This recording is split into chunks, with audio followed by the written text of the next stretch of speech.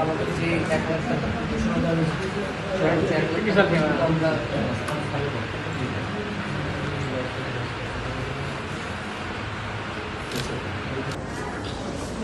camera का वो storage से मेरा किसी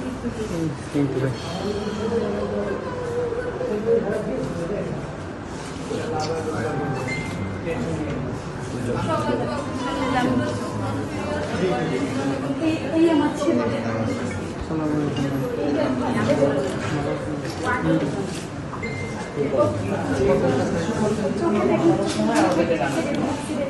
আচ্ছা ঠিক আছে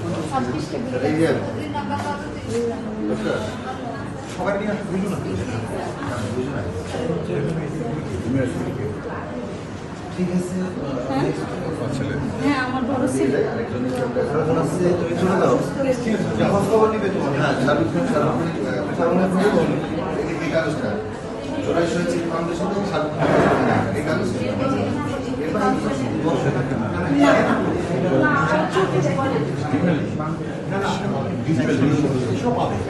সবাই আবার অথবা 1 লাখ টাকা দিয়ে কি হবে আবার বলছি আমাদের এটা শুরু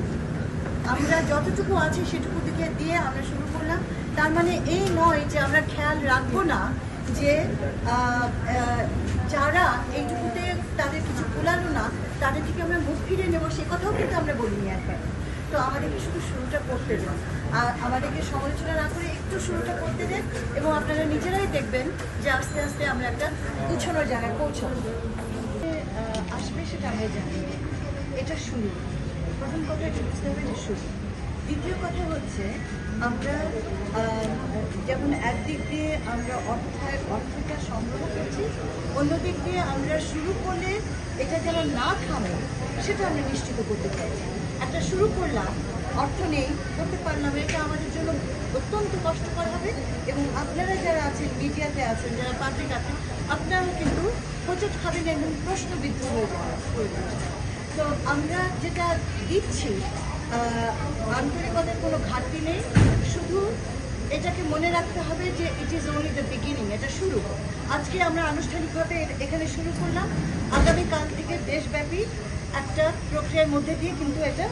শুরু হতে যাচ্ছে তাহলে কাজটা যে সহজ নয় আপনারা মিডিয়ার লোকেরা বোঝেন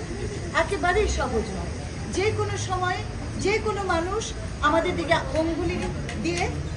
প্রশ্ন তুলতে পারে কিন্তু আমরা খুবই স্বচ্ছ থাকছি আর আপনাদেরকে জানিয়ে দিচ্ছি যে মারা যিনি কাঁদছেন অনেকেই কাঁদছেন আমি জানি আপনাদের অনেক কষ্ট আছে কিন্তু আপনাদেরকে ধৈর্য ধরা ছাড়া আর কোনো উপায় নেই আমি কিছু কথা বলবো না ঠিক আছে আপনি বলবেন কিন্তু আমার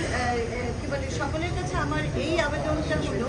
যে আমরা যে প্রক্রিয়াটা শুরু করেছি এটার উপরে একটু আস্থা রাখুন এবং এটা সুন্দর একটা ব্যবস্থাপনার মধ্যে দিয়ে আমরা করব এবং প্রতিনিয়ত আমরা আপনাদের সামনে আসব আপনারা নিজেদের চোখে দেখতে পাবেন যাচাই করার আপনাদের পক্ষে সম্ভব হবে এটা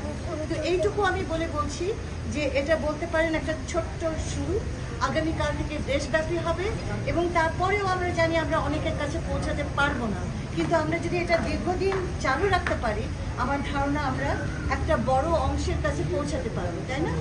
এবং সেই আস্থা এবং বিশ্বাস নিয়ে আমরা এটা শুরু করেছি এটা চিকিৎসার জন্য না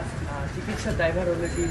স্বাস্থ্য মন্ত্রণালয় নিয়েছে এবং আমরা যেটা দিচ্ছি সেটা যাতে যিনি আহত অবস্থায় আছে তার পরিবারকে যাতে এই মুহূর্তে একটু সাপোর্ট করা যায়